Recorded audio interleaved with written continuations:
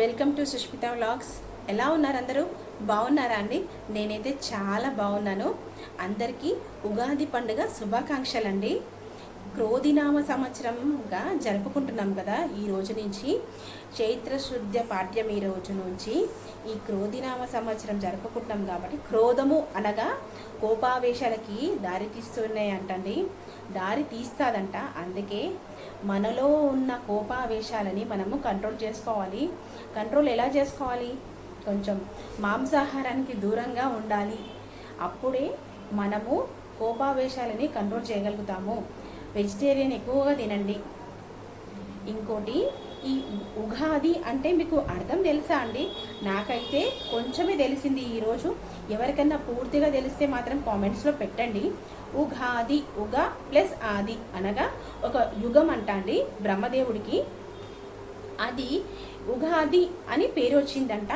ఈ రోజు నుంచే బ్రహ్మదేవుడు సృష్టికర్త మనుషులని సృష్టించిందంట అండి. అందుకే మొదటి రోజుగా మనము ప్రారంభం చేసుకుంటాము. మన పండుగలు అయినా సరే మొదటి రోజు నుంచి ఈ తొలుత పండుగ అని చేసుకుంటాం కదా. పూర్వకాలం అంట సోమకాంతుడు అనే రాక్షసుడు ఉండేవాడంట. బ్రహ్మదేవుని దగ్గర నుంచి వేదాలని తీసుకెళ్ళి దొంగిలించిండంట అండి.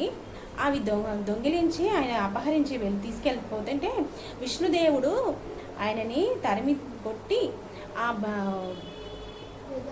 వేదాలని ఆ వేదాలన్నీ విష్ణుదేవుడు మళ్ళా తిరిగి అప్పగించిండంట. ఆ రోజు అండి ఈరోజు మనకి మనుషులకి సృష్టికర్త అయిన బ్రహ్మ తొలుత మనని సృష్టించిన రోజంట. అందుకే చైత్ర శుద్ధ పాడ్యం ఈరోజు ఎంతో పవిత్రమైన రోజని ఈ మన పురాణాలు కూడా చెప్పుకుంటాయి. నాకైతే కొద్దిగానే తెలుసు. మహాభారతంలో కూడా జరుపుకుంటున్నానంట అండి.